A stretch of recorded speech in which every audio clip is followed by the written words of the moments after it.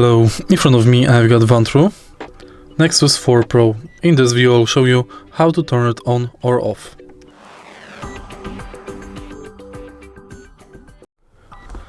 In the beginning, make sure that the holder is attached to your camera, because right here on the holder we've got the USB-C port, thanks to which we can charge the dashcam. This port is only for rear camera power. So once the dashcam is connected to holder,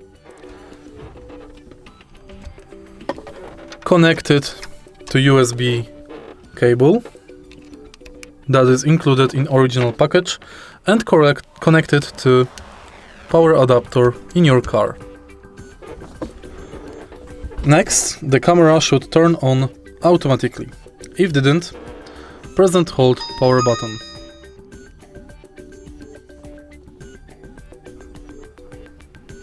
Press the power button again to turn it off.